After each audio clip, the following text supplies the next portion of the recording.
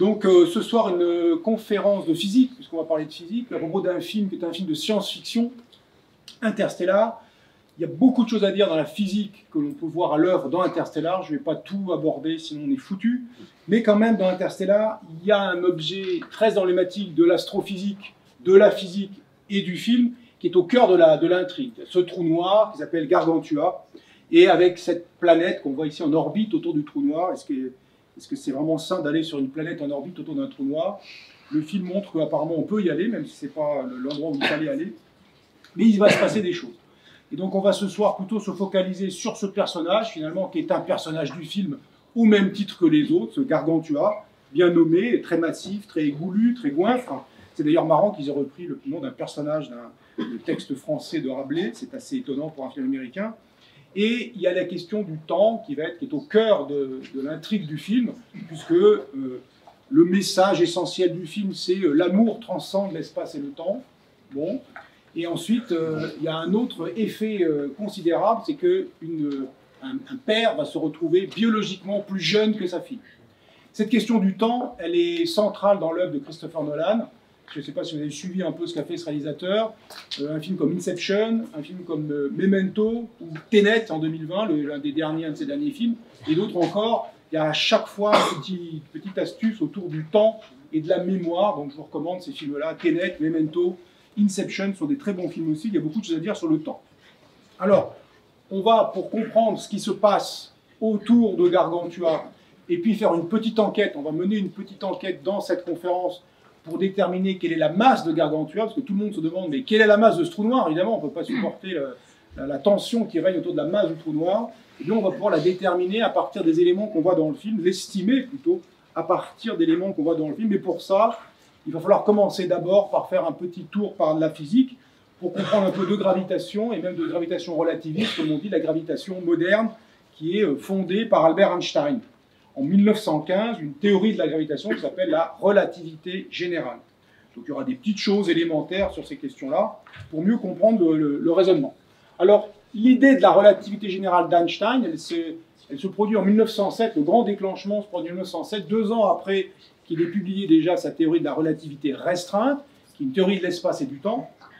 On pourrait appeler aussi, si on suit Jean-Marc Lévy-Leblond, la chronogéométrie, la façon dont on calcule les distances dans l'espace-temps, puisque cette notion d'espace et de temps séparés comme cadre absolu des événements qui s'y déroulent ne tient plus la route dans le nouveau cadre fondé par Albert Einstein dans sa relativité restreinte.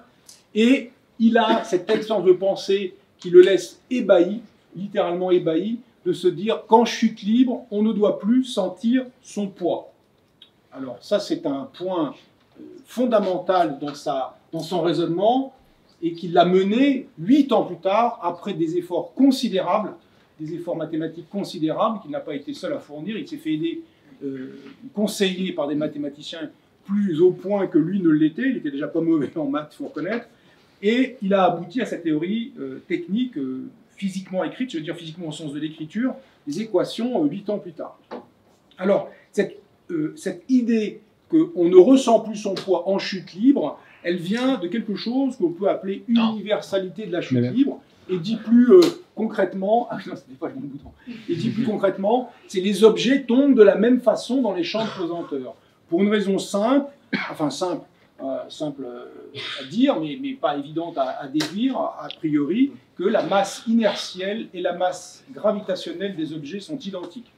La masse inertielle d'un objet, ça quantifie sa répugnance à changer d'état de mouvement quand on le soumet à une force. C'est on va dire son inertie, on pourrait l'appeler inertie. Et puis sa masse gravitationnelle, on pourrait aussi l'appeler charge gravitationnelle, pour faire l'analogie avec la charge électrique, c'est la façon dont un objet va se coupler avec un champ de gravitation. Ou lui-même, être à la source d'un champ de gravitation. Tout vient à qui c'est attendre. Merci pour le... Ah, voilà. Vachement mieux. J'attendais pour voir le petit-fils. Et donc cette universalité de la chute libre, elle résulte de cette égalité entre masse inertielle et masse gravitationnelle.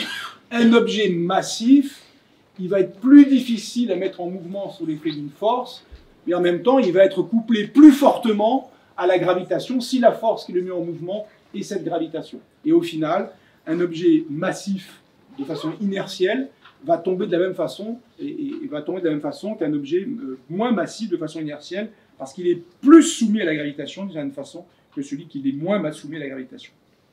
Démonstration, puisque la physique est là pour faire des expériences quand même, avec cette boule, alors cette grosse boule de bowling et cette plume d'autruche. C'est une expérience qui a été faite, vous retrouvez la vidéo, elle est spectaculaire, pour une chaîne pour la BBC. Ils sont lâchés en même temps, il y a des dispositifs qui les lâchent en même temps, ils sont dans une immense chambre à vide qui sert à tester à l'échelle 1 les satellites construits dans les conditions de vide de l'espace qu'ils vont rencontrer. Et dans cette immense chambre à vide, eh bien, on laisse tomber ces deux objets, et regardez, ils tombent exactement en même temps. Là, c'est assez qualitatif, on peut faire des manips beaucoup plus quantitatives que ça. Ça tombe, mais en même temps, de manière désespérante et stupéfiante.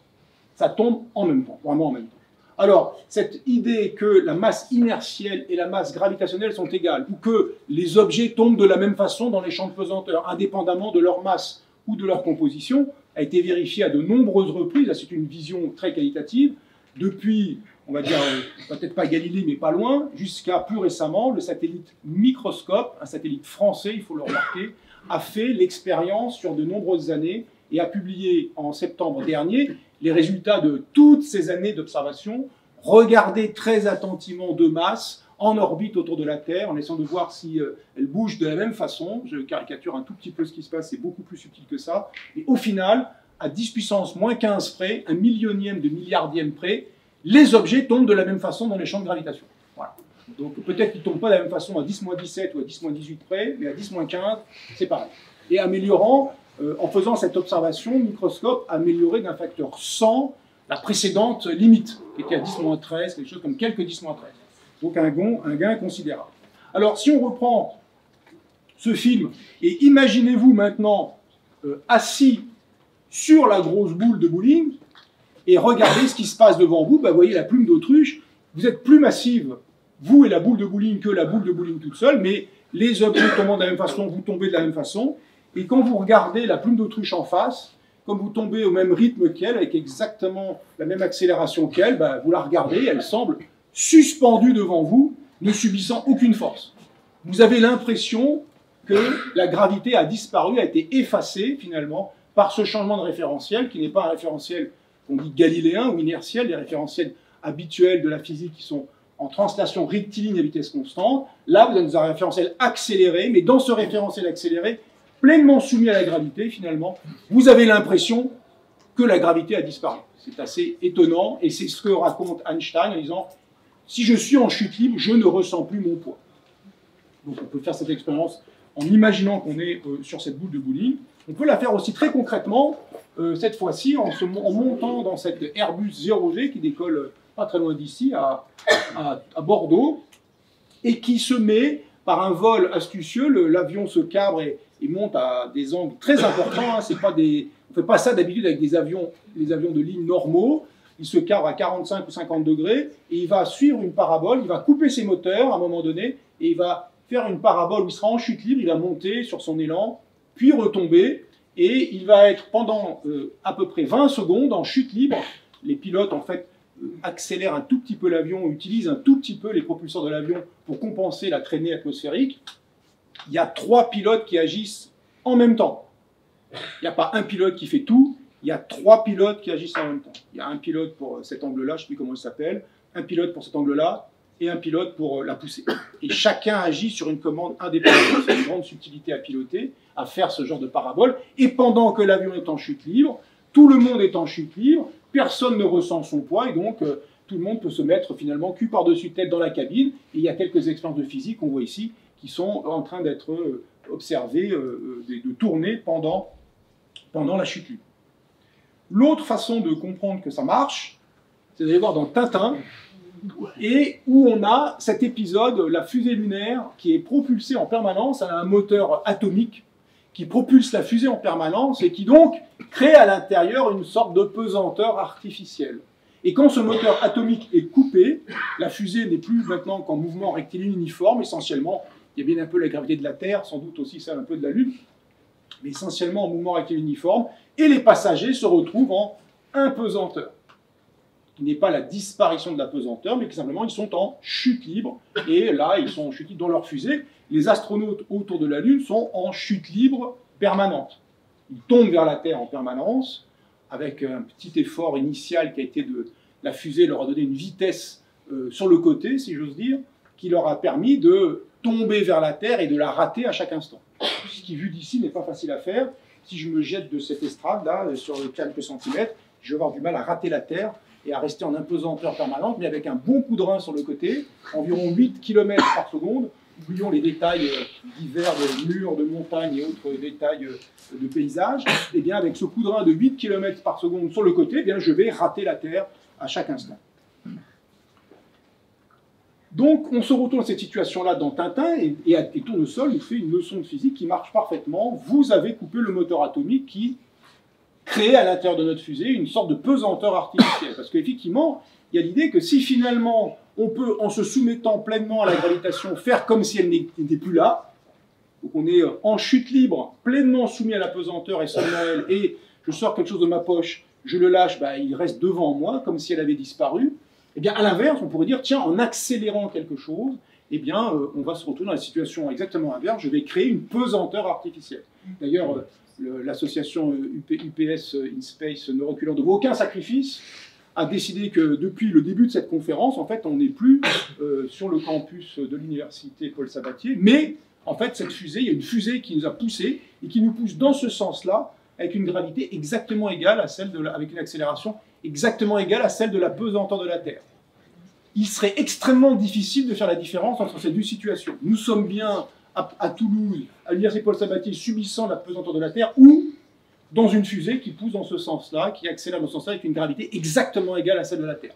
En pratique, on pourrait, il y a des moyens de faire ça, mais ça ne serait pas du tout facile. La première solution serait d'ouvrir la fenêtre.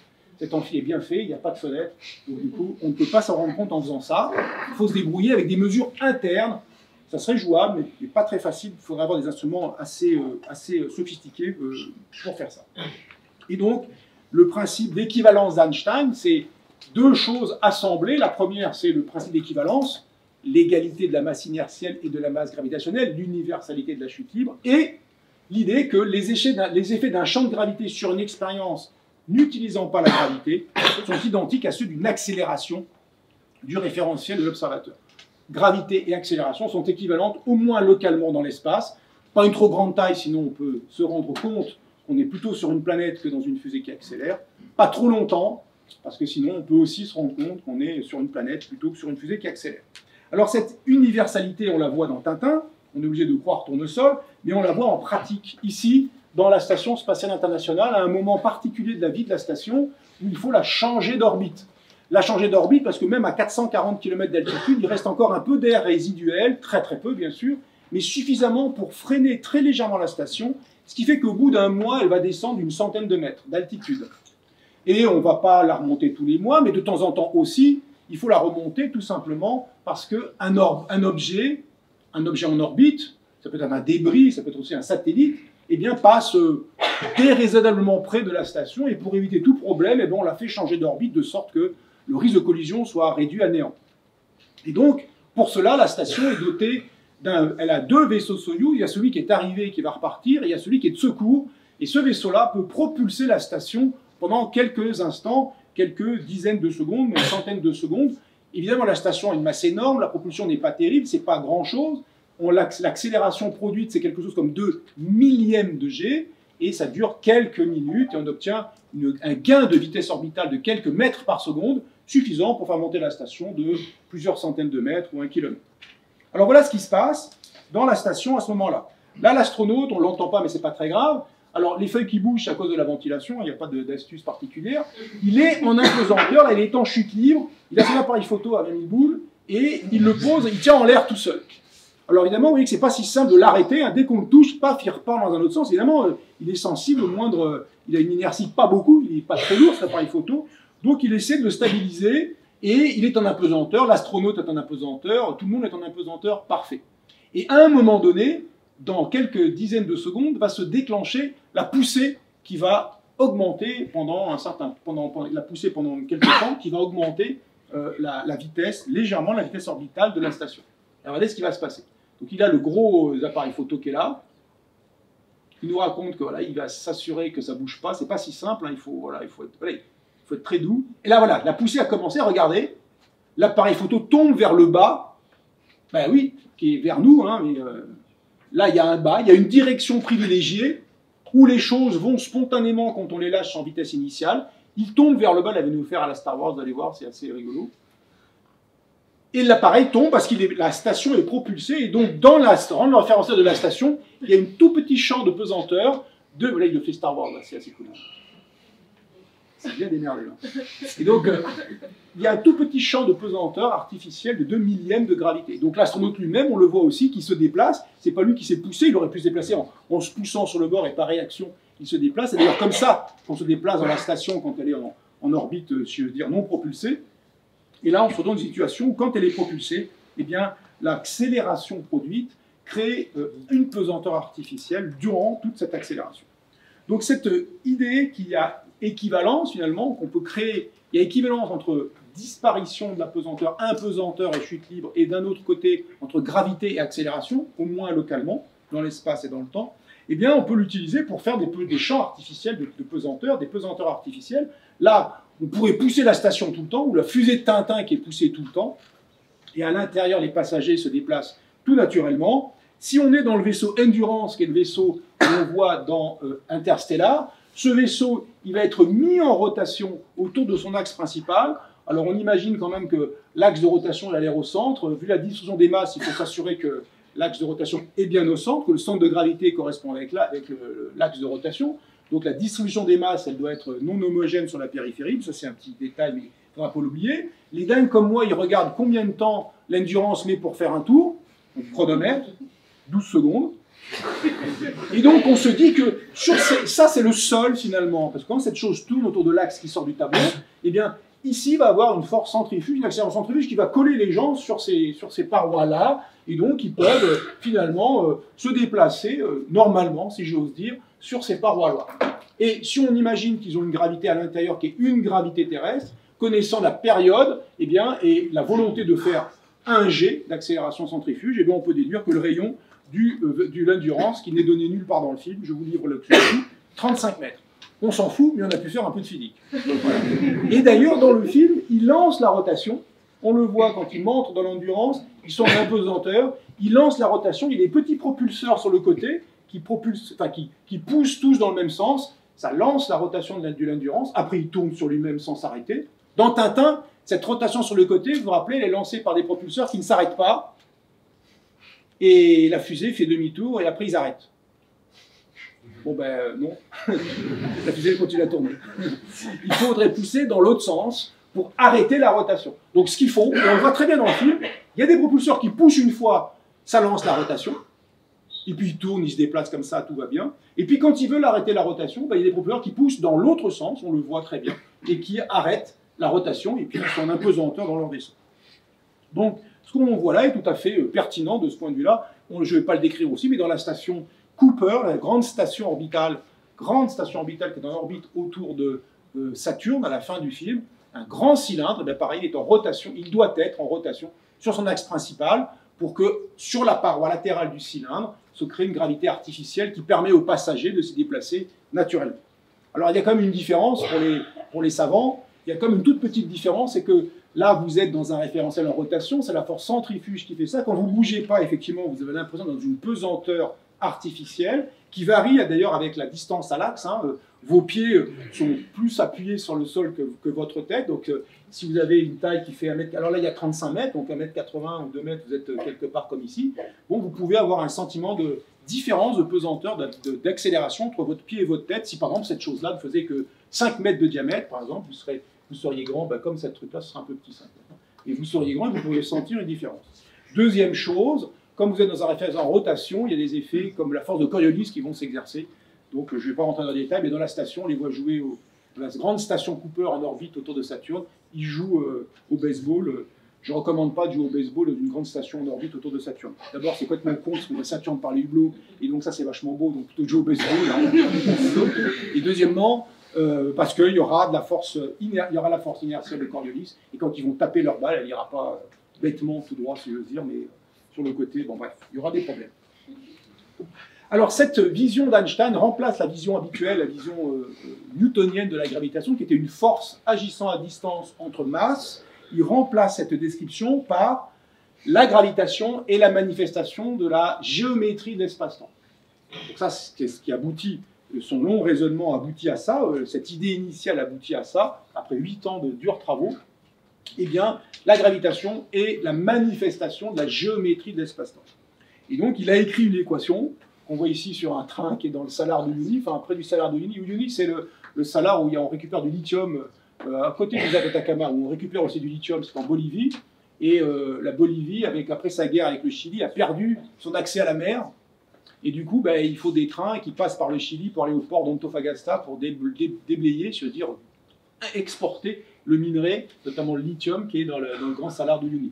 Et donc, il y a des trains, et il y a des vieux trains, et il y en a qui décident des trucs sur les vieux trains. Et il y en a certains qui ont l'air savants en physique, puisqu'ils écrivent quelque chose qui est l'équation d'Einstein de la relativité générale. La façon dont on gère, dont on fait le lien entre gravitation et déformation de l'espace-temps. À gauche, ici, je ne vais pas rentrer dans les détails, à gauche, ici, c'est ce qui a décrit la géométrie de l'espace-temps. Tous ces termes-là sont des termes de géométrie. Et à droite, le coefficient, le terme qui est ici, c'est quelque chose qui va décrire les flux d'énergie et de quantité de mouvement. La façon dont la matière et l'énergie, éventuellement, ça peut être l'énergie lumineuse, le champ électromagnétique, se déplacent, combien il y en a par unité de volume et comment ça se déplace, quels sont les flux. Et il y a un lien entre ces deux choses-là. Les indices mu et nu ici varient de 0 à 4. 0, c'est pour le temps, 1, 2, 3 pour les 3 dimensions d'espace. Donc a priori, ça, ce sont des tableaux de nombres qui ont 16 valeurs dedans. Dans ces 16 valeurs, il y en a un certain nombre qui sont redondantes. Ce sont des tableaux qu'on appelle symétriques, des tenseurs qu'on appelle symétriques. Et donc en fait, il y a 10 valeurs différentes. Ce qui fait que ça, en fait, c'est 10 équations différentielles à résoudre pour vous donner le contenu. Voilà comment est la masse. Elle est là. J'en déduis le champ de gravitation que vous créez tous ensemble, tel que vous êtes distribués. Même il y en a qui peuvent bouger, on peut en tenir compte. Évidemment, l'effort est un peu difficile, enfin un peu compliqué, parce que franchement, vu votre masse, ça ne fait pas beaucoup de changements localement. C'est la Terre qui compte, et bon, nous ne prenons pas la tête avec ça. Mais si l'on veut décrire, par exemple, la façon dont des ondes gravitationnelles sont émises dans un système binaire, on a deux objets compacts, deux étoiles à deux troncs ou deux trous noirs, et on veut savoir quel taux et à quel rythme, à quelle puissance sont émises les ondes gravitationnelles, voilà le genre de choses qu'il faut, d'une part, simplifier, on n'a jamais les 10 équations d'un coup, on essaie de trouver des simplifications, des symétries qui vont simplifier les équations, et la résoudre et avoir le détail. Alors dans des cas simples, Einstein a appliqué ses premiers résultats dans des cas simples, qui sont la calcul de la déviation de la lumière. Une de ses premières prédictions, c'est la déviation de la trajectoire de la lumière. Si l'espace-temps est déformé par la présence d'une masse, par exemple une étoile, qui va imposer cette courbure dans un espace à 2 dimensions, et bien la lumière, elle, qui se déplace dans cet espace déformé, eh bien, elle va suivre une trajectoire déformée et va donc être sensible finalement à la gravité. Dans le cas de la théorie de Newton, la lumière n'est pas sensible à la gravité. Elle n'a pas de masse, elle n'est pas sensible à la gravité, sauf qu'on peut quand même bricoler, c'est ça qui est rigolo, puisque la masse inertielle et la masse gravitationnelle sont égales. Alors dans toutes les équations newtoniennes de la gravitation, on simplifie par les masses et on continue à jouer en disant je mets la vitesse égale celle de la lumière, je joue avec. Évidemment, vous avez simplifié par 0, hein, donc c'était les mathématiciens hurlent dans la salle, mais à la fin, on obtient des résultats qui ne sont pas complètement ridicules, qui ont un sens et qu'on peut redémontrer et surtout affermir avec l'addition d'Einstein. En particulier, en théorie newtonienne, on peut calculer la déviation de la lumière, on obtient quasiment le bon facteur, enfin le bon rapport avec un facteur 2 qui traîne, et la déviation de la lumière est donnée par la constante de gravitation grand G, la masse de l'objet, le paramètre d'impact, est-ce que vous passez rasibus de l'objet ou est-ce que vous passez un peu loin de l'objet, et la vitesse de la lumière au carré. Ça se calcule pour le Soleil. Si vous passez rasibus du rayon du Soleil, la déviation, c'est un peu moins que 2 secondes d'arc. C'est un tout petit angle. La seconde d'arc, c'est le 3600e de degré. Donc c'est comme une piège à calculer de 1 euro vu à un peu moins de 3 km. Pas beaucoup. Alors néanmoins, ça a été mesuré très rapidement. Cette prédiction a été faite tout de suite. Et très rapidement, profitant d'une éclipse de Soleil, en mai 1919, Arthur Eddington, un physicien anglais, là on voit l'éclipse qui passe au Brésil, il s'est rendu au Brésil, puis il y avait aussi le Sao Tomé et Principe où l'observation a été faite, ont observé l'éclipse de Soleil. Pendant une éclipse de Soleil, l'avantage, la Lune masse que le Soleil, et donc on peut voir des étoiles en plein jour. Pourvu qu'on y prête un peu attention et qu'on ait les instruments adaptés. On peut mesurer la position relative de ces étoiles, les angles que font toutes ces étoiles, On attend que l'éclipse se passe. Bon, on ne voit plus les étoiles. On attend 6 mois, quelques mois pour à nouveau voir les étoiles. En fait, on a prévu l'observation avant si on est malin. Quelques mois avant, on a observé les mêmes étoiles et mesuré leur position relative. Et on voit, c'est ce qui est sur ce petit dessin, que les étoiles, leur position ont légèrement bougé parce que la lumière qui passait rasibus ou non loin du Soleil, avec un paramètre d'impact assez petit, a été déviée par la présence du Soleil. Et donc cette observation-là a été une des deux confirmations initiales. Il y a plein à dire dessus, je ne rentre pas dans les détails, mais une des deux confirmations initiales des idées d'Einstein, la deuxième étant l'avance du périhélie de Mercure, des anomalies de l'orbite de Mercure qui n'arrivaient pas à rentrer dans le cadre purement newtonien. Et avec le cadre d'Einstein, sa nouvelle façon d'envisager la gravitation, les corrections qu'apportait sa nouvelle vision de la gravitation, eh bien, a permis de tomber directement sur la valeur qui était manquante, sur le petit bout manquant, pour comprendre complètement le mouvement de l'orbite, la variation séculaire de l'orbite de Mercure. Alors, les régions de courbure extrême, donc on va petit à petit arriver quand même à notre affaire, les régions de courbure extrême, ce sont celles où au point la lumière ne peut même pas en sortir. L'objet physique le plus rapide, dont la vitesse ne peut être dépassée, il se trouve que c'est la lumière, avec 300 000 km par seconde de vitesse dans le vide. Et bien cette vitesse, qui est un invariant par chemin de référentiel, et la même dans tous les référentiels, c'est aussi une vitesse limite. On ne peut pas la dépasser. Donc qu'est-ce qui se passe si on a une déformation tellement grande que même la lumière ne peut pas en sortir? L'équivalent newtonien, c'est de dire qu'est-ce qui se passe pour un objet dont la vitesse de libération, la vitesse qu'il faut atteindre pour s'échapper, autrement dire, s'éloigner à l'infini de l'objet, ne pas retomber dessus, soit retomber dessus, soit rester en orbite. Quelle vitesse faut-il atteindre? Eh bien, pour la Terre, c'est 11 km par seconde. Qu'est-ce qu'un objet dont la vitesse de libération est de 300 000 km par seconde? Alors, Mitchell et Laplace ont appelé ça, ou Laplace appelait ça les astres occlus, comme les coups de pied du même nom, mais qui étaient cette fois-ci un objet hypothétique à l'époque, en plus bricolé avec la gravitation newtonienne, qui était tellement petit et massif, tellement massif pour sa taille, qu'il retenait la lumière. Nous, ça sera, en termes d'Einsteinien, ça sera un terme de courbure, c'est le fait que la courbure soit extrême, qui empêchera la lumière de sortir. Et cet objet s'appelle, vous savez, un trou noir. On peut calculer le rayon, qu'on appelle le rayon de Schwarzschild. Schwarzschild, c'est le premier qui s'est intéressé à appliquer les équations d'Einstein à un seul objet, une sphère massive de rayon R. Quelle est la géométrie que crée un objet sphérique de rayon R? Le Soleil, par exemple. Et il met dans le côté énergie, matière, il met une sphère de masse M et de rayon R, et de l'autre côté, il en déduit la géométrie que ça implique, et c'est ce qui s'appelle la métrique de Schwarzschild. Et il a déduit qu'il y avait une taille, c'est pas lui qui a fait ça derrière, mais il y avait une taille critique, il y avait un rayon critique, qui pour le Soleil est très petit, hein. Là, là c'est la masse du Soleil, donc en unité de masse solaire, c'est 3 km. Donc si le Soleil, au lieu de faire 696 000 km de rayon, fait 3 km de rayon, il a les propriétés de cet objet hypothétique, pour l'instant hypothétique, qui est un trou noir. Vu du point de vue de la courbure, comment ça se passe? On a une forme de courbure, ça peut se représenter sous cette forme-là, où quelque part, il y a la position, ce n'est pas une surface physique, hein, c'est une position où vous êtes dans le trou noir et il y a l'extérieur. Et cette position, on l'appelle un horizon, et c'est un horizon absolu, c'est-à-dire une fois que vous êtes valable pour tout le monde, tous les observateurs voient le même horizon, et puis quand vous êtes passé d'un côté, vous ne pouvez plus revenir de l'autre, hein, puisque même si vous avez la vitesse de la lumière, vous n'y allez pas. Alors comment ça se comprend? Ça se comprend en faisant ces petits diagrammes espace-temps, et là on est même à une dimension d'espace, horizontalement, et le temps verticalement. Et vous avez un rayon lumineux, j'ai une dimension d'espace, je peux envoyer un rayon lumineux à droite et un rayon lumineux à gauche, et si je déplie ça dans le temps, le rayon lumineux qui part à droite, il fait ça, et le rayon lumineux qui part à gauche, il fait ça, ou l'inverse, c'est pas très important. Et puis les particules, plus lentes que la lumière, se mettent à l'intérieur de ce qu'on appelle le cône de lumière, qui va borner, à partir d'un événement donné, ici et maintenant, qui va borner, ce cône de lumière, les événements que je peux atteindre, soit par la lumière, si vous êtes à la surface du cône de lumière, soit par des particules en envoyant des objets, des bouts de papier ou des stylos.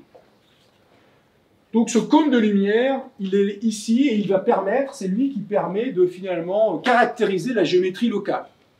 Quand la géométrie est tranquille, le cône de lumière, en unité quand tout est exprimé, quand l'unité d'espace c'est par exemple la seconde lumière, quand l'unité de temps c'est la seconde, et bien le cône de lumière c'est un truc à 45 degrés. Quand la vitesse de la lumière c'est une seconde lumière par seconde. C'est ça sa vitesse, par définition.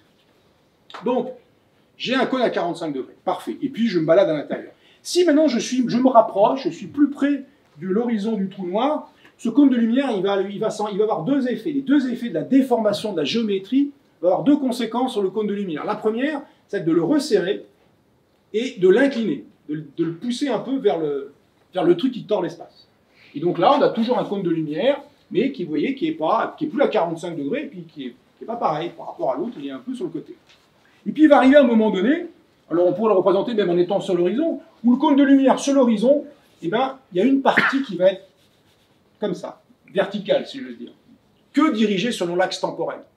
Autrement dit, à partir de ce moment-là, quand vous envoyez de la lumière à droite, ben, elle va dans le trou noir, ok, et la lumière à gauche, ben, elle tourne autour du trou noir. Elle est en orbite autour du trou noir. Et puis si vous êtes à l'intérieur, ben, votre cône de lumière il est tellement déformé que tout ce que vous envoyez à droite ou à gauche, ben, ça reste dedans. Et ça ressort. C'est comme ça qu'on peut essayer de comprendre, de se faire une idée mentale de ce que veut dire cette géométrie qui impose même à la lumière de ne plus pouvoir sortir de cet objet si compact. Et compact, vous voyez, 3 km pour un objet d'une masse solaire. Pour la Terre, ça fait 9 mm de rayon. Donc la Terre transformée en trou noir, ça tient dans le creux de la main. Bon, évidemment, c'est pas facile à manipuler quand même. Alors, est-ce qu'on peut voir un trou noir? Parce que plus que rien ne peut en sortir. Dans le film, on voit Gargantua, il est là. Il y a quelque chose qui nous dit il est là. Puisque plus rien... Alors, il n'y a pas de trou noir dans cette image, je vous rassure pour l'instant. Est-ce qu'on peut voir un trou noir? C'est quoi les conséquences, en fait? C'est le voir, qu'est-ce que ça veut dire voir? Parce que rien ne peut en sortir, c'est pas lui qu'on va voir, c'est ses effets sur son environnement, en réalité. Alors là, c'est une carte du ciel, ça c'était un travail qui avait été fait il y a quelques années par Alain Rios-Velo, un astrophysicien à l'Institut d'astrophysique de Paris. Et voilà une carte du ciel simulée avec des étoiles. On est dans l'hémisphère sud. On voit ici un nuage de Magellan, enfin même les deux nuages de Magellan. On voit ici la croix du Sud, je ne sais plus ce qu'il y a d'autre, Sirius, Canopus, enfin voilà, on voit des trucs. Et puis, au centre de ce cercle violet, il y a un truc que vous ne voyez pas, qui est une étoile minable, on ne voit même pas le nu. Donc vous ne la voyez pas, elle n'est pas dans l'image. Là, c'est une image simulée, avec les vraies positions des vraies étoiles. Le diamètre de l'étoile, vous le représentez sa luminosité. Canopus, Sirius et Canopus sont des étoiles très brillantes. Canopus, son heure de gloire, c'est que c'est la planète l'étoile autour de laquelle tourne la planète Arrakis dans Dune. Hein. Canopus, c'est important dans Dune. C'est un détail. Alors maintenant, on va mettre un trou noir dont le centre est exactement sur la ligne de visée de l'étoile le minable qu'on ne voit pas dans l'image. Exactement là, ping, il est là. Et ça fait ça. Donc le trou noir, il est là. Alors on est en train de le voir, parce que évidemment, ce qu'on voit, c'est qu'il y a un endroit où il n'y a plus de lumière qui nous parvient. Enfin, je pourrais faire pareil avec ma main. Mais il y a surtout, regardez, le bazar qu'il y a autour. Alors on voit plusieurs choses. D'abord, on voit une espèce de truc qui a l'air d'un cercle autour, qui va s'appeler l'anneau d'Einstein, et qui peut être matérialisé quand on a des objets un peu différents. Mais on voit surtout, regardez, ces deux machins-là qui n'étaient pas là, cette étoile super brillante, d'où elle vient. C'est la minable étoile qui était pile derrière, dont la lumière a été déviée par la présence du trou noir, déviée et focalisée par la présence du trou noir. Donc c'est cette étoile que l'on voit nettement mieux, et on la voit même deux fois, parce que le trou noir, par la déformation qu'il impose à l'espace-temps autour de lui, fait que ça dévie la lumière des objets d'arrière-plan, et que du coup on ne les voit pas aux mêmes positions, mais là c'est des situations extrêmes, bien plus que celles de la déviation de la lumière par la présence du Soleil. Alors si on regarde bien, on peut voir aussi le petit nuage de Magellan, qui est toujours là, mais qui est aussi à l'intérieur de l'anneau d'Einstein. On peut voir la croix du Sud, qui est toujours là-haut, un peu tassée, un peu comme si c'était fait pousser par la présence du trou noir, mais elle est aussi à l'intérieur de l'anneau d'Einstein. On peut voir Alpha et Beta du Centaure, on peut voir Canopus. Bref, on peut voir tout ce qu'on voyait avant deux fois. Une fois à l'extérieur, un peu poussé. Le truc s'est posé là devant nous, ça a un peu poussé les choses. Et une fois à l'intérieur. Et en fait, même pire, si on regardait maintenant tout près de l'horizon, si on zoomait, mais là ça devient très compliqué à voir, on voit même une troisième fois, même une quatrième fois, etc. Ça correspond en fait au fait que ça c'est la lumière qui nous vient directement, qui passe déviée un petit peu, beaucoup si on est un peu plus proche. Ça c'est la lumière qui nous vient en ayant fait une fois le tour du trou noir. Et après il y a la lumière qui nous vient en ayant fait deux fois le tour du trou noir, ou trois fois le tour du trou noir, ou quatre fois le tour du trou noir. Donc il y a des réplications, une infinité de répliques, alors qui sont tassées là-dedans. Donc, en général, on voit la première et la deuxième. Là, on voit bien la Voie lactée, on voit tout. Il y a l'intégralité du ciel et à l'intérieur ici. placés à l'intérieur de cette limite de l'anneau d'Einstein. Donc l'effet du trou noir, il fait des distorsions d'images, des amplifications d'images, et éventuellement des images multiples. Un objet, il y a plusieurs images.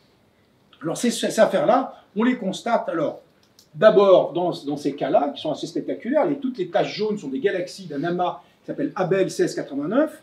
Et on voit aussi, ça va être particulièrement sensible pour vous, on voit plein de petits machins, de petits arclettes, comme on dit, des petits arcs qui sont déformés, sont des galaxies d'arrière-plan qui traversent, dont la lumière traverse l'amas de galaxies qui s'interpose entre nous et ces galaxies lointaines, et ces galaxies sont déformées et font ces petits arcs. Ça, ce sont des effets de lentilles gravitationnelles.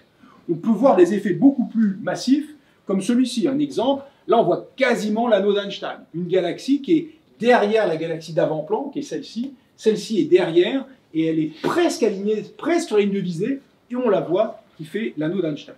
Donc finalement, on peut voir un trou noir, d'une certaine façon, on peut voir la masse, entre guillemets, et celle d'un trou noir en particulier, par la déformation qu'il impose à la lumière qui l'environne. Alors dans le cas d'un trou noir, là c'est des galaxies ou des amas de galaxies, dans le cas d'un trou noir, on a l'objet, disons sphérique, avec son rayon de Schwarzschild, son rayon d'horizon, et éventuellement il y a de la matière autour. Cette matière, c'est de la matière qui va s'organiser en orbite autour du trou noir, et qui va, sous l'effet de la force centrifuge, s'aplatir à l'équateur et se réduire au pôle. Il n'y a rien au pôle, et ça va faire un disque autour du trou noir. Et ce disque de matière va rayonner, parce que la matière d'abord est en orbite à très grande vitesse, et puis une orbite et la suivante ne sont pas exactement à la même vitesse, il peut y avoir des frottements qui vont échauffer cette matière, en plus du fait que cette matière peut éventuellement tomber vers le trou noir. Et la première simulation, le premier calcul de ce que c'est l'apparence d'un trou noir entouré par ce disque d'accrétion, ce disque de matière qui tourne autour du trou noir, a été fait par Jean-Pierre Lumineux en 1979, et voilà le résultat. Ça, c'est un calcul quasiment manuel, pointilliste, où on y va, et on met à la main les résultats du calcul, et on met les points blancs, là, il faut les mettre, et le résultat, le voilà. Vous voyez que ça ressemble pas mal à ce qu'on voit dans... Enfin, plutôt, c'est Interstellar, ça ressemble pas mal à ce qu'a fait Lumineux en 1979. Alors, l'idée qui est là, c'est comment comprendre cette image. Là, ici, on ne le voit pas très bien, il y a le trou noir, avec son disque de matière, et la déformation est telle que, sur la partie avant, je vois la lumière qui me vient de l'avant du disque. Ok, tout va bien, là, je vois l'avant du disque. Mais ce que je vois aussi, c'est que l'arrière du disque me parvient, la lumière me parvient, elle aurait dû partir et jamais ne me parvenir, mais elle peut être déformée au point de me parvenir, et ça donne cette partie supérieure, ce halo qui est au-dessus. Et puis enfin, on peut voir même, si on regarde bien, en dessous, la lumière qui est sous le disque. Alors là, pour le coup, c'était clair qu'elle n'arrive jamais, elle aussi déviée pour nous parvenir, pour faire quelque chose qui n'apparaît pas à cette image où le disque était considéré comme épais, mais qui pourrait être la partie inférieure de l'arrière du disque. Donc on commence à voir des choses dans une situation, c'est un peu bizarre, c'est pas du tout une image naturelle. Le trou noir, on comprend qu'il y en a un parce qu'il y a un machin au centre qu'on ne voit pas et qui fait ces déformations considérables. Alors un peu plus tard, en 1990, il y a Jean Alain-Marc qui a fait, je dis ça, c'est pour remettre l'histoire d'Heidegger, hein, parce que c'est pas toujours les Américains qui ont fait les trucs en premier, on ne les connaît non plus. Et Jean Lamarck est trop tôt décédé, mais qui a fait à Meudon, à l'époque des premières stations de travail, et les plus anciens de la salle se rappelleront, les Silicon Graphics et tous ces machins-là, qui étaient le must absolu à l'époque pour faire des images. Le fond d'étoile n'est là que pour faire joli. Il y a une vidéo de ce truc-là qui a représenté, cette fois-ci en termes lumineux, et par un calcul beaucoup plus complexe, beaucoup plus sophistiqué que celui du lumineux, sophistiqué au sens beaucoup plus de points, une image mieux résolue, ce que c'était l'apparence du disque d'accrétion autour d'un trou noir. On va revenir sur les détails lumineux qu'on voit. Et voilà l'apparence dans le film de Nolan. Disque d'accrétion. Et on reconnaît la partie inférieure du disque, tout est là, hein. Il y a le disque d'accrétion qui brille en lumière visible. Alors là, c'est du point de vue de ceux qui étudient ce genre de disque, c'est un peu discutable, parce que briller en lumière, je le vois avec mes yeux, donc il brille en lumière visible. Ça veut dire que sa température, c'est quelques milliers de degrés. Les températures des disques d'accrétion autour des trous noirs, c'est plutôt quelques millions de degrés. Ça devrait plutôt rayonner en rayons X. Et donc, on ne devrait pas le voir. Et puis là, est-ce qu'il faut vraiment aller sur la planète de Milnor dans ces circonstances-là? La réponse est non. Elle est complètement carbonisée par les rayons X. Donc, au moins, vous savez que c'est bonnard, il ne faut pas y aller. Donc, ça règle le problème. Vous pouvez passer à la planète suivante. Bon, là, c'est un disque d'accrétion froid, on va dire. Enfin, c'est déjà bien assez chaud, mais quelques milliers de degrés, il est suffisamment froid pour qu'on puisse le voir en lumière visible. Et puis, on a là-haut la partie supérieure de l'arrière du disque. Et en bas, on a la partie inférieure de l'arrière du disque. Alors vous remarquez que ce disque-là, il a l'air essentiellement homogène. Hein, si on revient sur les images qui sont là, vous voyez que l'image n'est pas homogène. C'est un peu plus brillant là que là, et l'image de Luminet montrait la même chose, hein, c'est plus brillant à gauche qu'à droite. Il y a plus de lumière qui vient de la gauche que de la droite. Alors à quoi est-ce dû et pourquoi est-ce que c'est pas là? Alors c'est pas là parce qu'ils ont fait une bêtise, on pourrait dire qu'ils ont fait une bêtise. Alors en fait, Nolan s'en est expliqué, parce que Nolan, dans son film, s'est attiré les conseils d'un physicien qui s'appelle Kip Thorne, qui est un grand spécialiste américain de relativité générale, qui a eu le prix Nobel de physique, un des co-récipiendaires du prix Nobel de physique, quand il a été attribué, je ne sais plus en quelle année, il n'y a pas très longtemps, pour la découverte des ondes gravitationnelles. Eh bien, Kip Thorne leur a donné, évidemment, tout ce qu'il fallait mettre impeccablement pour que ce trou noir Gargantua soit parfaitement réaliste de toutes les façons. Et Nolan s'est expliqué en disant, ben, ce que m'a montré Kip Thorne, ça ne m'intéressait pas trop. Il y avait des bouts qui ne m'intéressaient pas et des bouts qui m'intéressaient. Il a gardé les bouts qui l'intéressaient.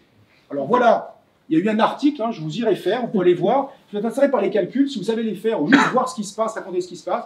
Et ce calcul qui est paru dans cette revue, c'est une revue professionnelle, donc pour la trouver, il faut aller à la BU, ou il faut être abonné à cette revue, qui s'appelle Classical and Quantum Gravity, dans lequel ils ont publié un article qui explique comment ils ont fait pour simuler les images de Gargantua, et qui montre tout ce qu'ils auraient dû mettre et qu'ils n'ont pas mis. Voilà comment était Gargantua pour le film de Nolan. Donc on reconnaît les effets de déviation, la partie inférieure de l'arrière, la partie supérieure du dessus, de l'arrière, et puis le disque qui est devant. Et on voit les effets de halo, il y a plein d'autres petites choses. Ce petit machin qui est là, ça nous dit en plus que le trou noir n'est pas statique, il est en plus en rotation. Bon, des détails. Ce qui compte, c'est que le disque d'accrétion, lui, il est en rotation, ça c'est certain. Donc comme il est en rotation, et il va tourner, alors dans ce sens-là, il vient vers vous ici, et il rentre dans le tableau ici. Donc ce disque d'accrétion, il est en rotation rapide. Rapide, les vitesses orbitales autour d'un trou noir, c'est beaucoup. C'est des dizaines de milliers de kilomètres par seconde. Donc c'est en rotation très rapide. Quand vous regardez une source de lumière qui s'approche de vous, ou qui s'éloigne de vous, sa couleur perçue n'est pas celle si elle était au repos par rapport à vous. On appelle ça l'effet Doppler lumineux. Le même effet que l'équivalent lumineux de l'effet Doppler acoustique quand on entend les motos qui passent de l'aigu au grave, qui s'approchent de vous, le son est aigu, et quand elles s'éloignent, ça devient au grave, parce que vous avez un objet qui fait du bruit et qui se déplace à une vitesse qui est appréciable par rapport à la vitesse du son. Une fraction de la vitesse du son importante. Là, les vitesses sont très importantes, et donc on devrait déjà avoir un effet Doppler. L'effet Doppler, l'équivalent des hautes fréquences sonores, quand ça s'approche, c'est le bleu, les hautes fréquences lumineuses. Donc l'objet devrait être plus bleu en s'approchant de vous, et l'équivalent des basses fréquences sonores, les basses fréquences lumineuses, ce sont des objets rouges. Donc on devrait voir cet objet-là plus bleu, et cette partie-là plus rouge, parce qu'il y a cet effet de mouvement qui vient vers vous et qui sort de vous. Et voilà déjà ce que ça devrait donner. Alors on oublie la partie lumière émise, mais en mettant simplement l'effet Doppler, c'est rougi ici et c'est bleui là. Voilà un effet qui devrait être en plus. Et puis dernière chose, un effet un peu plus subtil de relativité restreinte, qu'on appelle l'effet de focalisation relativiste. Un objet qui est fixe devant vous, une petite sphère lumineuse, qui rayonne fixe devant vous, uniformément dans toutes les directions, on dit de façon isotrope, de la même façon dans toutes les directions. Cet objet-là, vous le constatez, il rayonne de la même façon dans toutes les directions. Très bien. Maintenant, il se déplace à grande vitesse par rapport à vous, ou vous par rapport à lui. Il se déplace à une vitesse relative très importante. Importante, ça veut dire une fraction appréciable de celle de la lumière. Eh bien, vous allez constater que cet objet ne rayonne plus de façon isotrope. Vous aurez l'impression qu'il rayonne plus vers l'avant que vers l'arrière. Comme si sa lumière était dirigée dans le sens où il va.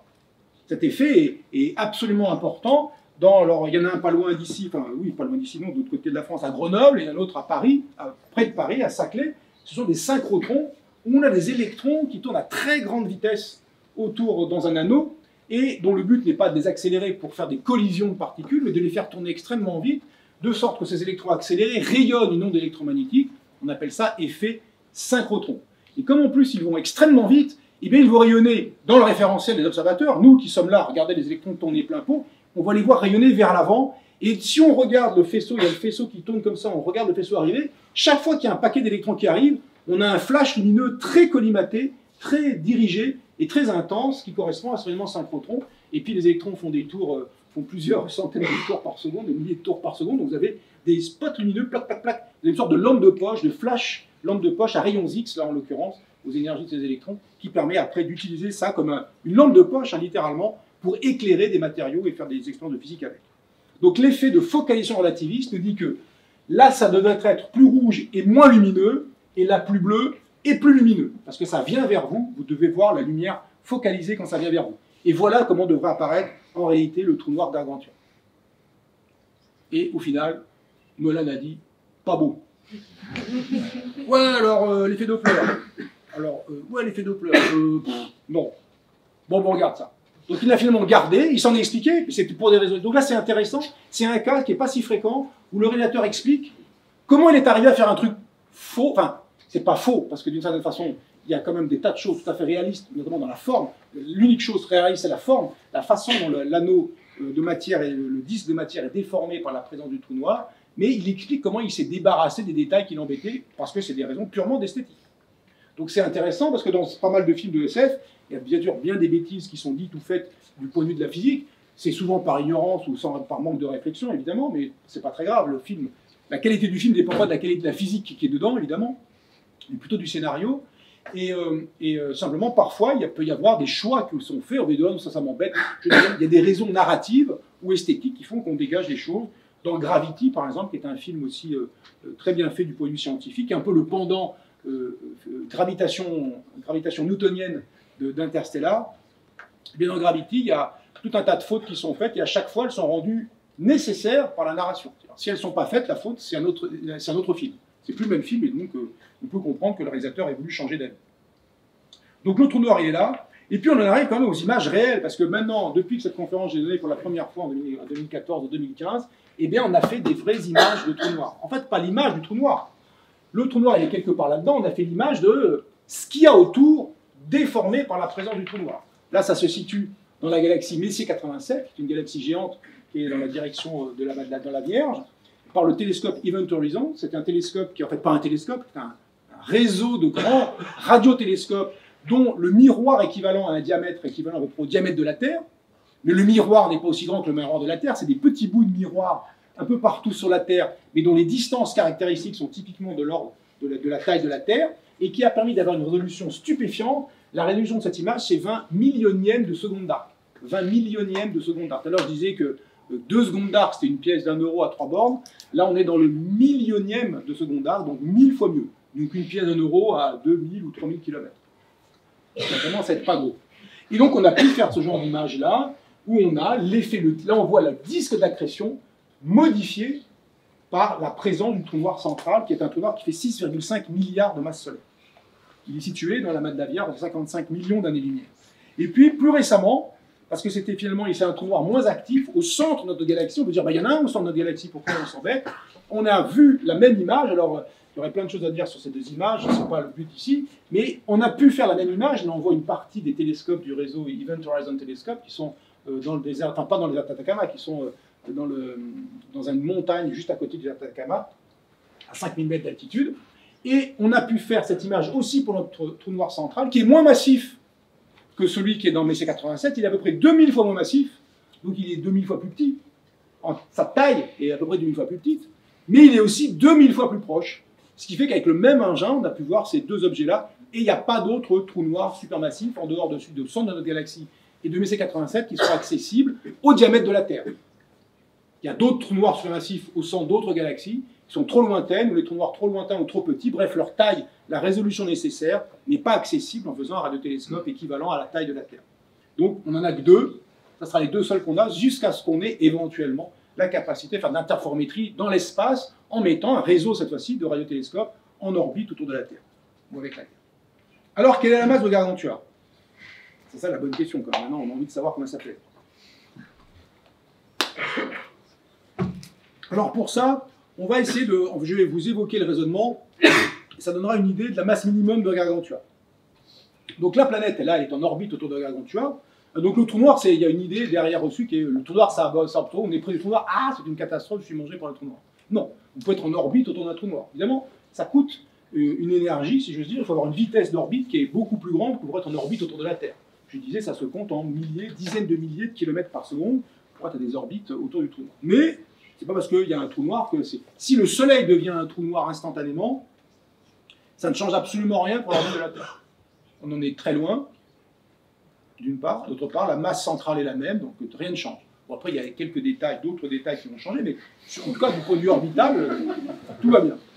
Alors, pour faire ça, il faut se poser la question de savoir cette planète, elle orbite autour du trou noir, donc elle subit la gravité du trou noir, mais elle subit aussi, ce qui est le plus important en réalité, c'est le plus intéressant dans la gravitation, c'est même ça qu'il a défini finalement, c'est les variations de la gravité. La gravité, ça dépend de la distance au centre de la Terre, c'est pas la même, mes pieds ne sont pas tirés, le kilogramme de mes pieds n'est pas tiré de la même façon que le kilogramme de mon cerveau, à peu près un kilogramme de mon cerveau, mais par le centre de la Terre, tout simplement parce que mon cerveau est plus loin que mes pieds du centre de la Terre. La différence n'est pas terrible, mais l'écart est quand même quelque chose. Et en fait, si on fait le calcul, on constate que dans le champ de pesanteur de la Terre, la différence de pesanteur sur 1 mètre, c'est 1/1000e de gravité terrestre. 1/10e de millionième, excusez-moi. 1/10e de millionième de gravité terrestre. Donc, roupie de Sansonnet, vous ne vous rendez même pas compte que votre cerveau, le kilo de votre cerveau, il a un poids, il est tiré par la Terre un tout petit peu moins fort, 1/10e de millionième moins fort que le kilo de vos pieds. Ça passe complètement inaperçu. Ce qu'on appelle les effets de marée. L'effet que la gravitation, la force, dépend de la distance. Et que pour un objet étendu, il y a une partie qui va sentir une gravité et un autre bout qui va sentir une autre gravité. Mes deux bras comme ça, ils sentent pareil. Et si je les mets comme ça, ils ne sentent pas pareil, parce qu'il y en a un qui est plus près du centre que l'autre. Alors dans le cas de la Terre, voilà comment ça se passe. La Lune, je prends par exemple le cas de la Lune, qui agit sur la Terre, et réciproquement, il y aurait la même chose à dire de l'autre côté, enfin dans l'autre sens. Et puis chaque partie de la Terre est tirée vers la Lune. Alors les parties qui sont dans l'axe qui joint les deux centres, bon, ben, ce qui est sous la Lune, ben, c'est tiré beaucoup. Ce qui est loin de la Lune, c'est tiré moins. Et puis ce qui est sur le côté, ben, c'est tiré un peu sur le côté. C'est attiré sur le côté. Alors, si maintenant je me mets du point de vue de la Terre, je mets dans le référentiel de la Terre, en fait, ça donne ça. J'enlève, en fait, je soustrais à ce qui est au-dessus, je soustrais la façon dont le centre de la Terre est tiré par la Lune. Et entre l'accélération subie par la partie externe et la partie là-bas. Et donc, dans le référentiel de la Terre, en fait, la Terre elle a un peu étiré le long de l'axe de la Lune et un peu comprimé sur l'axe perpendiculaire. C'est ce qui permet, alors les marées, il y aurait 1000 choses à en dire, bien plus compliquées que ce que nous en dit là, et bien plus subtiles, mais essentiellement, ça permet de comprendre, au moins en première approximation, que les matières déformables, les océans par exemple, vont faire 2 bourrelets, comme la Terre fait un tour en 24 heures, ça peut faire deux marées, et après, une fois qu'on a dit ça, on n'a rien dit, parce que c'est beaucoup plus compliqué que ça en pratique. Mais, au final, on comprend qu'il y a un étirement. Et de la même façon, de la Lune, un étirement et un resserrement sur la partie perpendiculaire à la direction thermique. Et la Lune, la Terre sur la Lune, la même chose. D'ailleurs, incidemment, les marées ne se produisent pas que sur les océans, mais aussi sur la croûte continentale. On pourrait mesurer l'effet des marées continentales, le soulèvement de la croûte continentale dû aux marées lunaires à Toulouse. Ça fait à Bruxelles, il y a le laboratoire qui fait ça, il est à Bruxelles. À Bruxelles, on peine à voir les marées à Bruxelles, les marées océaniques.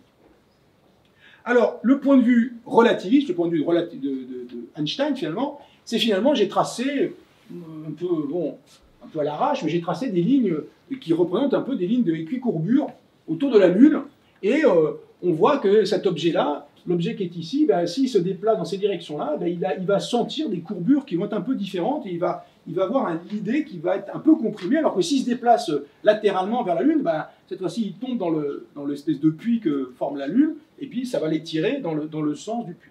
Donc l'idée est la même que là-haut, on va avoir une compression perpendiculaire à la direction Terre-Lune, et puis un étirement dans la direction Terre-Lune. D'ailleurs, si vous tombiez ici, ce n'était pas la Lune, mais un trou noir, si vous tombez les pieds devant et la tête à l'extérieur comme ça, vers un trou noir, c'est ce que vous allez subir. C'est le fameux processus dit de spaghettification, qui essentiellement va vous étirer au rythme de la chute dans le trou noir. Parce que si les effets de la marée, de la Terre sur votre corps, les différences de gravité entre votre pied et votre tête sur la Terre, c'est 1/10e de millionième de gravité terrestre, les effets sont beaucoup plus importants quand on est au voisinage d'un astre comme un trou noir. Alors, l'idée pour nous, ça va être de dire combien sont ces effets, et est-ce que ces effets permettent, ou sont suffisamment petits finalement, pour laisser intacte la planète Miller. Si ces effets sont importants, la planète Miller va être brisée sous l'effet des forces de marée.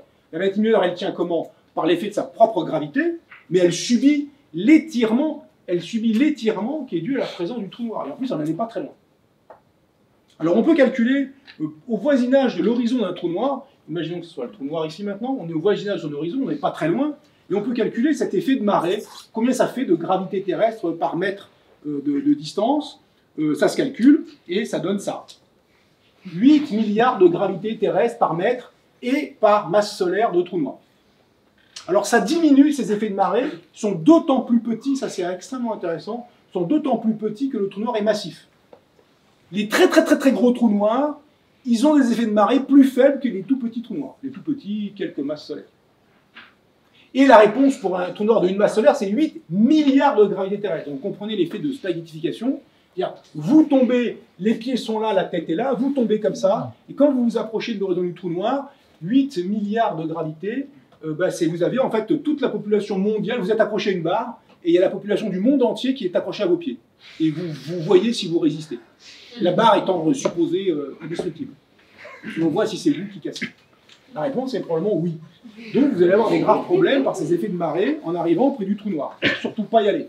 Mais si c'est un trou noir très massif, et dans le film, le personnage principal, Cooper, rentre dans le trou noir, il peut y rentrer, il subit les effets de marée, mais ils peuvent être suffisamment faibles pour ne pas le briser lui, et même ne pas briser son vaisseau. Évidemment, l'exploration de l'intérieur d'un trou noir, la courbure devient de plus en plus importante quand on va vers le centre. Inéluctablement, les forces de marée détruiront le vaisseau, mais ça peut être après que vous ayez franchi l'horizon, donc vous avez l'occasion peut-être de visiter pendant quelques fractions de secondes, parce que c'est ça les durées de chute, sur les trous noirs, quelques fractions de secondes, vous pouvez voir, ah ouais, c'était pas mal, et boum, c'est fini. Donc vous êtes spaghettifié. Donc dans ce cas-là, il faut qu'on se dise, la question c'est, quelle masse faut-il ici pour qu'en mettant la planète de Miller, on la regarde, quand on la voit dans le film, on la lit à quelques rayons de l'horizon. Donc là, j'ai calculé au rayon de l'horizon pour essayer d'estimer ça à quelques rayons d'horizon du trou noir, pour que les forces de marée de Gargantua ne brisent pas la planète contre sa propre gravité qui est donnée dans le film.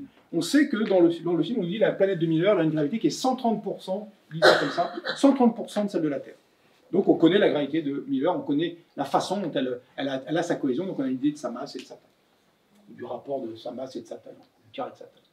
Donc au final, en bricolant un peu avec ça, on peut aboutir à la conclusion que le masse de Gargantua, c'est au moins 200 millions de masses solaires. C'est un très gros trou noir pour que les forces de marée soient assez faibles. Vous voyez, ça varie comme l'inverse du carré. Donc si c'est 1 million, ça divise par 10 puissance 12, donc du coup ça veut dire qu'il y a 1 millième de gravité par mètre de taille. Et c'est par mètre. Et la planète de Miller, c'est une planète de la taille de la Terre peut-être. Donc Gargantua, un très gros trou noir qu'on trouve au centre de notre galaxie. Donc on en déduit que s'ils ont vu ça, on n'en voit pas ailleurs qu'au centre des galaxies, des trous noirs très massifs. Donc on peut en déduire où ils ont été. On ne sait pas dans quelle galaxie ils ont été, mais on sait qu'ils ont été au centre de la galaxie où ils ont été. Ou pas loin du centre, parce que c'est là où ils vont Gargantua. Donc ça c'est sûr. Alors le dernier point, c'est sur l'élasticité du temps. Je vois que j'ai baratiné déjà 1 heure. Ça va, vous êtes chaud il fait chaud. Il fait chaud. Ça vous va, là, il reste 6 diapositives. Bon, ça ne veut pas dire qu'il reste 6 minutes, mais moins d'un quart d'heure, sûrement. Alors, c'est la question du temps élastique. Là, c'est une très belle image où le vaisseau descend sur la planète de Miller. On voit le trou noir là dans le ciel, c'est magnifique, une magnifique image. Bon, évidemment, on ne devrait pas voir le trou noir comme ça, parce qu'on en est assez proche. Et donc, la déviation de la lumière ambiante fait qu'on devrait le voir avec une taille apparente beaucoup plus grande que sa taille réelle, à cause de ses déformations. Et puis, il y a ce petit vaisseau minable qui descend sur une planète qui fait 130% de la gravité terrestre. Il descend, bon, ça va, ça me va. Et après, il redécolle. Alors qu'au début du film, ils ont besoin d'une énorme fusée, genre Saturne V, pour décoller de la Terre et envoyer ce vaisseau en orbite pour qu'il prenne... Et là, il redécolle tout seul. Il n'a plus besoin de la grosse fusée. Ça, c'est des problèmes de cohérence interne. C'est ce genre de détails qui sont plus fâcheux. Finalement, quand on les note, on dit « Ah, ils sont foutus de notre gueule ». Alors que le fait qu'il y ait un trou noir, non, c'est cool, le trou noir. Non, ça garde le trou noir, ça c'est cool. Et donc, sur cette planète, un des personnages s'appelle Romilly, lui dit « Chaque heure passée sur cette planète équivaut à 7 années sur notre bonne vieille Terre ». Il y a une dilatation des durées, comme on dit, un écart de durée mesuré sur cette planète par rapport à les durées mesurées sur Terre. Et c'est ça qui va faire que le personnage principal qui va sur cette planète va vieillir plus lentement, il va mesurer les durées de son séjour. La durée de son séjour va lui paraître à quelques heures, et il sera passé des années et des années et des années sur Terre. Alors, pour ça, on va revenir sur le principe d'équivalence. On va en faire un petit dessin. On va dire, ben voilà, ce que nous dit le principe d'équivalence d'Einstein, c'est de dire, ben, un laboratoire terrestre soumis à la gravité de la Terre, ce qui s'y passe, c'est la même chose que dans un laboratoire accéléré, avec une accélération qui est exactement égale à celle de l'accélération de la Terre, de la pesanteur de la Terre. Ça, il nous dit ça. Bon, très bien. Alors, il y a cette petite expérience marrante qui dit, ben, regardez, je suis dans un laboratoire terrestre, je suis posé sur la Terre, et j'envoie un rayon laser vers le haut, un rayon lumineux vers le haut. La hauteur sous plafond, c'est H, je l'appelle H, c'est 2 mètres, 5 mètres, ce que vous voulez. J'envoie mon rayon lumineux, ben, il met un certain temps pour arriver au plafond, pas très long, évidemment, il n'est pas très loin. Il met la durée H sur C, où c'est la vitesse de la lumière. Donc, pas très long. Parce que la lumière, elle fait 30 cm tous les milliardièmes de seconde. Donc si le plafond est à 3 mètres, ben, il faut 10 fois ça, donc il faut 10 milliardièmes de seconde, donc c'est court. Bon, c'est pas grave, mais elle arrive. Ok. Alors maintenant, ça, c'est la même chose que ça. C'est la même chose que ça. J'ai un laboratoire accéléré qui monte vers le haut, la lumière, elle se déplace vers le plafond. Oui, mais si je suis dans un laboratoire accéléré, je dis, mais quand même, le plafond, il se barre, quoi. Il bouge un peu, la lumière, elle n'arrive pas instantanément, donc le plafond, il a bougé un peu. Le temps que la lumière arrive, il a bougé un peu. Il n'a pas bougé beaucoup, puisque si l'accélération, c'est g, eh bien, la vitesse du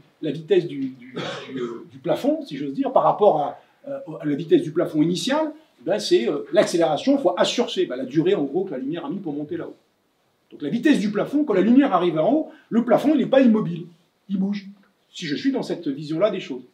Et ce qui fait que si le plafond bouge par rapport à la source, c'est comme récimétrique, c'est la source qui bouge par rapport au plafond. Si je vois une source, la source de lumière du bas, le plafond qui monte, il la voit comment? Il la voit qui s'éloigne de lui. Il voit une source de lumière qui s'éloigne de lui, et donc il va avoir une source de lumière qui va être plus rouge, décalée vers le rouge à cause de l'effet Doppler. Donc, le plafond ici, il dit, évidemment, la source que je vois n'a pas la couleur qu'elle a au départ. Elle a une couleur un peu plus rouge, une fréquence un peu plus petite, parce que moi, je me déplace, j'ai gagné une petite vitesse le temps que la lumière m'arrive. Et donc, on peut faire après froidement un petit calcul d'effet Doppler à l'ordre 1, très facile, qui est en vitesse du plafond sur la vitesse de la lumière, la fréquence d'émission, la fréquence de réception, et vous trouvez immédiatement que la fréquence de réception est plus petite que la fréquence d'émission, et quand vous mettez les valeurs, là, pour V, ben c'est GH sur C2, la gravtation de la Terre, la hauteur du plafond, la distance parcourue, et puis le carré de la vitesse de la lumière.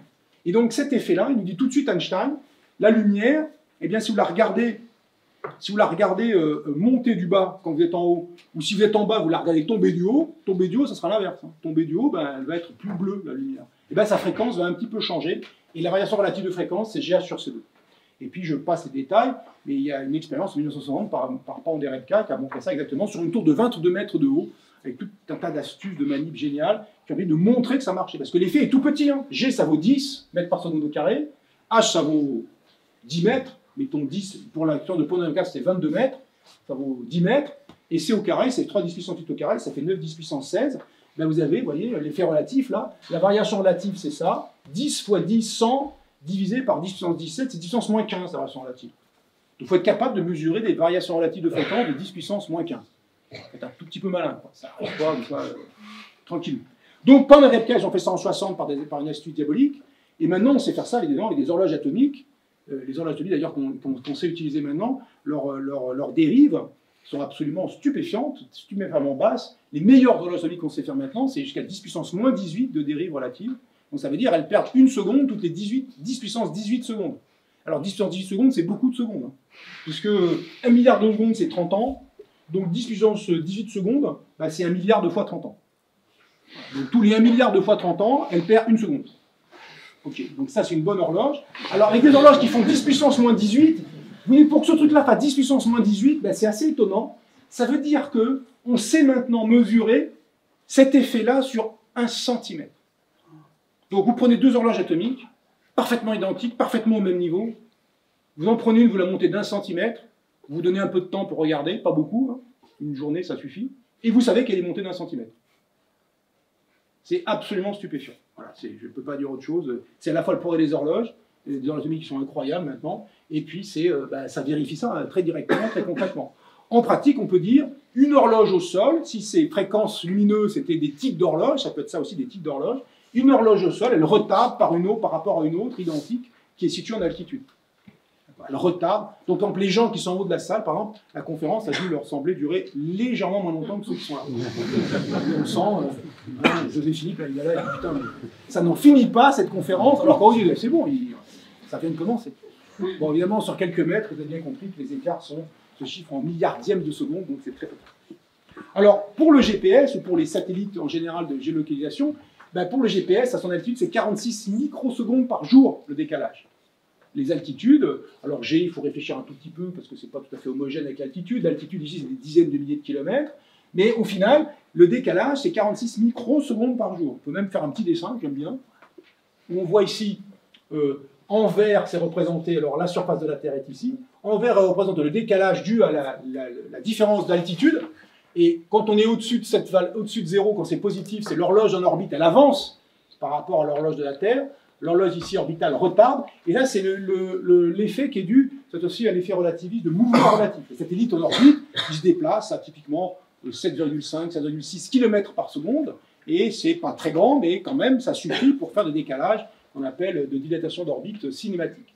Et si on met les deux décalages à la fois, c'est le truc rouge ici. Alors vous remarquez que ça vaut 0 à la surface de la Terre, et puis dès qu'on monte, ben, c'est l'horloge orbitale, on l'orbite à 1 km, à 10 km, à 20 km, 20 km, non, les kilomètres sont là, à 5000 km, à 10 000 km, 15 000 km puissante, etc. Eh bien, elle se décale petit à petit, enfin, il y a un décalage petit à petit qui doit être corrigé. Voici le décalage pour la Station spatiale internationale, qui est à 400 km au-dessus de la surface de la Terre, donc à 6840 km d'altitude à peu près, l'ISS est là. Alors pour l'ISS, vous voyez que pour l'ISS, on est du côté retard, donc ça veut dire les gens qui passent dans l'ISS, ça retarde un peu par rapport aux gens qui passent au sol, qui restent au sol. Donc Thomas Pesquet, par exemple, on peut comme ça calculer qu'avec son 6 mois, quand il reste 6 mois en orbite, il vieillit un peu moins que s'il était resté sur Terre, de 1/2 centième de seconde. C'est remarquable, enfin bon, c'est déjà ça.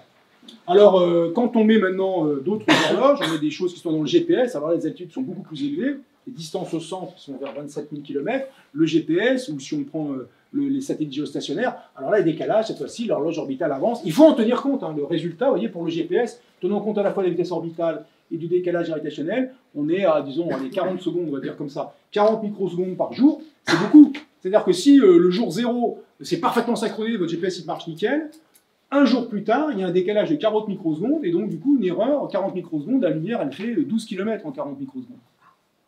Donc le jour suivant, c'est à décoder de 12 km. Donc ça se vend pas, quoi, comme localisation. On regarde des cartes Michelin, c'est pas très précis, mais ça marche bien, quoi.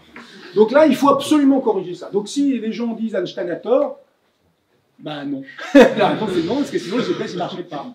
D'accord. Donc c'est juste très concret, très direct. Le GPS, ça marche parce que Einstein a raison. Donc, tu vois, dans une certaine approximation extrêmement bonne, ça marche très très bien. Donc, il peut y avoir ces décalages gravitationnels, on le voit là. Alors, petite incise ici, pour la gravitation, on peut calculer jusqu'au centre de la Terre, le décalage de durée mesuré au centre de la Terre par rapport à la surface. Et alors, sur l'âge de la Terre, ça fait un décalage qui est de 1,6 ans. Autrement dit, un caillou, si j'ose dire un caillou, parce que ce n'est pas des cailloux, mais enfin, un machin qui est au centre de la Terre, depuis 4,6 milliards d'années, il n'a pas mesuré 4,6, il a mesuré 4,6 moins 1,6 ans. Pas mal. Bon. Ça veut dire que le centre de la Terre n'a pas le même âge que la surface de la Terre. Bon, à des détails près, parce que de toute façon, sur des milliards d'années, c'est un détail. Alors, pour conclure, il faut passer ça au cas de la planète de Miller. Alors, trou noir statique, ça veut dire un trou noir, le Schwarzschild, le trou noir posé, c'est une sphère posée avec sa masse et son rayon. On peut calculer les rapports qu'il y a entre les durées propres, qu'on appelle les durées propres, et les durées, les autres durées, les durées lointaines. Là, les durées propres, c'est ça, 1 heure sur la planète, et là, c'est 7 ans sur Terre. Donc 7 ans, c'est beaucoup d'heures.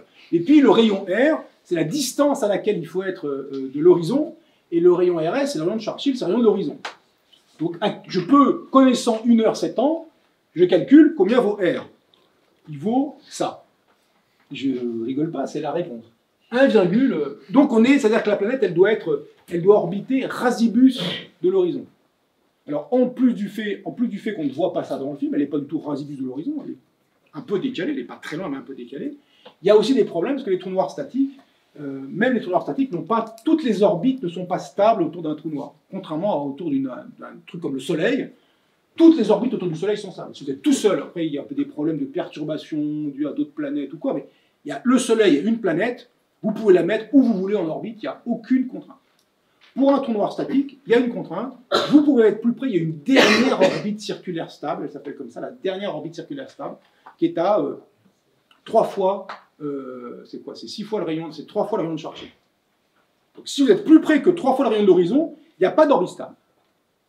En gros, ça veut dire qu'il faudrait que vous ayez une vitesse orbitale qui dépasse celle de la lumière. Ça veut dire, traduit en termes un peu... Donc il n'y a pas d'orbite stable, vous tombez forcément. Donc là, on est à l'intérieur de la dernière orbite stable et on est collé au trou noir, si j'ose dire, et donc ça ne marche pas. Alors on se dit, problème. Évidemment, problème. Bon, ça, je l'ai dit. Mais le problème, c'est que le trou noir de interstellaire, il doit être en rotation. Une façon de sauver ça, c'est d'être en rotation. Alors, un dessin que je tiens de Jean-Pierre, qui m'a filé ça gentiment, qui permet de représenter qu'est-ce qui se passe, comment on peut représenter la géométrie au voisinage d'un trou noir en rotation. Eh bien, si vous êtes habituellement dans l'espace-temps Bonnard, vous êtes quelque part et vous demandez où je peux aller. Je peux aller devant, derrière, dans toutes les directions, il n'y a rien qui vous en empêche. Et si vous êtes la lumière, en une seconde, vous pouvez aller, vous êtes à l'intérieur d'un disque, à l'intérieur d'un cercle dont le rayon vaut une seconde de lumière. C'est votre cercle de navigation. Donc votre cercle de navigation, vous êtes au centre, et puis ça fait un cercle quand rien ne se passe. Quand vous êtes au voisinage d'un trou noir statique, ce cercle de navigation va être déformé, parce que quand vous êtes un peu trop près du bord, votre vitesse, il faut pousser beaucoup vers l'extérieur pour ne pas tomber vers le trou noir. Donc si vous voulez pas tomber dedans, il va falloir adopter une vitesse bien orientée. Et dans le cas d'un trou noir en rotation, c'est encore plus subtil, parce que ça-ci, littéralement, l'espace-temps est entraîné par la rotation du trou noir. Alors on peut faire l'analogie avec de l'eau qui coule. Le trou noir habituel, vous êtes avec un canot qui peut se déplacer par exemple jusqu'à 10 km/h, et vous êtes sur une rivière, tranquillou, vous êtes loin, peinard, il n'y a rien, vous pouvez faire ce que vous voulez. Vous pouvez aller dans toutes les directions, et en une seconde, vous franchissez, on ne va pas dire 10 km, ça sera plus simple, on va dire 3 mètres par seconde. Votre canot peut aller jusqu'à 3 mètres par seconde, et donc en une seconde, vous pouvez aller 3 mètres dans toutes les directions autour de vous sur un cercle. Okay. Et puis il y a la rivière qui coule. Alors quand la rivière coule à 2 mètres par seconde, tout va bien, vous allez dans un sens, vous allez dans l'autre. Ah oui, mais quand vous allez contre la rivière, par rapport à la berge, 3 mètres moins 2 mètres, vous faites qu'1 mètre dans cette direction-là. Et puis de l'autre côté, où vous êtes avec le flot de la rivière, vous faites 5 mètres dans cette direction-là. Donc vous voyez déjà, votre cercle, c'est plus un cercle, c'est un truc un peu déformé dans le sens du courant. Bon, tout va bien, pour l'instant, vous pouvez faire ce que vous voulez. C'est un peu déformé dans le sens du courant. Ça veut dire, si vous voulez rester fixe par rapport à la berge, à quelqu'un qui vous regarde sur la berge, il faut quand même réfléchir un petit peu. Il faut plutôt jouer contre le courant, quoi. Et puis après, vous déconnez un peu, vous vous laissez emporter, vous allez dans une zone où le courant est à 4 mètres par seconde. Bon, là, c'est vite vu. Quand le courant est à 4 mètres par seconde, vous pouvez faire que 3 mètres par seconde. Donc même si vous pédalez comme un malade contre le courant, vous vous retrouvez en dehors de votre cercle. Vous pouvez pas, vous êtes là et le cercle, vous êtes emporté. Les positions que vous pouvez aller, c'est forcément avec le courant. Alors même 4 mètres par seconde, ça commence à être embêtant. Et ça devient très très embêtant quand les 4 mètres par seconde, c'est parce que l'eau tombe dans une chute. C'est-à-dire que là, plein pot d'eau à la chute, face vers l'extérieur, vous ne bougez pas. Tant qu'il y a de l'essence dans le moteur, ça marche. Et à un moment donné, vous tombez dans le trou noir. C'est le coup, on peut comprendre comme ça avec les mains, l'idée d'une orbite stable, d'une dernière orbite stable. Alors pour le trou noir en rotation, c'est la même chose, sauf que cette fois-ci, les cercles de navigation vont être déformés, et il y a deux vitesses qui comptent. Il n'y a pas seulement la vitesse de la lumière, en fait, enfin la vitesse de la lumière, la vitesse de chute ou de mouvement que vous avez par rapport à l'entraînement. Il y a aussi le fait que vous êtes entraîné par la rotation du trou noir, et donc en étant entraîné, il y a un moment donné où ça commence à sentir le gaz pour vous, si je veux dire, même si on n'a plus, parce que il y a un moment où ça tourne, mais où la vitesse de rotation elle est égale à votre vitesse votre vitesse maximum à vous. À ce moment-là, si vous voulez sortir de cette zone-là, vous pouvez encore aller à droite et à gauche, regardez votre cercle de navigation à cet endroit-là, vous pouvez aller à droite, vous pouvez aller à gauche. Mais si vous êtes à l'intérieur, vous pouvez aller de moins en moins vers la droite, de moins en moins vers la berge. Imaginez un lac qui se vide par un tourbillon terrible qui est au centre. Si vous voulez vous éloigner de ça, il faut toujours viser à droite, toujours sortir à l'extérieur, viser à l'extérieur avec votre vitesse, orienter votre gouvernail vers l'extérieur. Ça devient de moins en moins possible quand vous avez franchi la limite statique, quand la vitesse de rotation comme ça devient égale à votre vitesse maximum. Et puis à un moment donné, faites ce que vous voulez sans être foutu, parce que là, cette fois-ci, votre vitesse, la vitesse d'échappement, la vitesse de libération, devient supérieure à votre vitesse de vaisseau, et là, vous tombez dans le truc. Donc dans un trou noir en rotation, la structure est complètement différente, elle est beaucoup, beaucoup plus compliquée. Les trous noirs s'appellent les trous noirs de Kerr. Ça a été fait par ce physicien néo-zélandais, je crois, Kerr, qui a calculé la géométrie autour d'un objet de masse m et de rayon r en rotation. Et comment ça dépend de la rotation. Alors ce qu'il a montré, c'est que les durées au voisinage versus les durées lointaines, le rapport, c'est proportionnel à ce terme-là. Et ce A qui est ici, c'est quelque chose qui va quantifier la rotation. On dit en physique le moment cinétique du trou noir. Le trou noir ne peut pas être tourner aussi vite qu'on veut. L'idée, newtonienne qu'on peut s'en faire, c'est que s'il tourne trop vite, il y a une vitesse qui va être supérieure à la vitesse de la lumière. Quelque part, le R oméga va être plus grand que la vitesse de la lumière. Au final, ce truc-là, c'est un paramètre sans dimension, qui est le rapport entre le moment cinétique du trou noir, son spin, on dit aussi, ou sa quantité de rotation, on appelle ça comme ça, et le maximum qu'il peut avoir, ce paramètre A, il varie entre 0, le trou noir ne bouge pas, et 1, le trou noir est à la vitesse maximum, à la rotation maximum.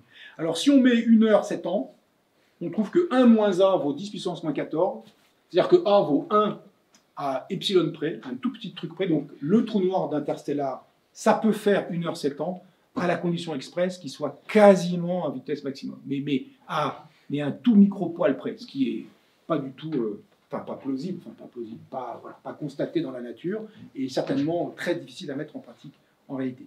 Donc Gargantua est un trou noir en rotation extrême, vraiment extrême, mais ça rentre dans le cadre, c'est pas impossible. Donc évidemment, derrière tout ça, sans aucun doute, Kip Thorne a calculé tout ça, il a dû prendre des valeurs très extrêmes pour aboutir à ce 1 heure 7 ans, ça aurait pu être 1 heure 2 ans, mais 1 heure 7 ans, de sorte que l'intrigue du film tienne la route, mais elle tient la route sur quelque chose qui est, disons, compréhensible à l'échelle avec la relativité générale d'Einstein, très extrême. Un trou noir de 225 millions de masses solaires, ça c'est pas du tout extrême, enfin il y a même qui font des milliards de masses solaires, on voit le LC87, il fait 6,5 milliards de masses solaires, là il fait 225 millions, tout ça c'est Bonnard, ce qui est très extrême, c'est pas le trou noir, c'est la vitesse, enfin la quantité de mouvement, enfin le mouvement cinétique, donc sa rotation, on va dire ça, sa vitesse de rotation, on va dire ça, qui est vraiment, vraiment extrême. Ouais, c'est bon, j'ai vraiment abusé, donc je m'arrête là, et puis si vous n'êtes pas cuit, et moi non plus, et si j'ai pas trop chaud, on peut répondre à vos questions. Si je sais répondre aussi, bien sûr. Merci à vous. Merci.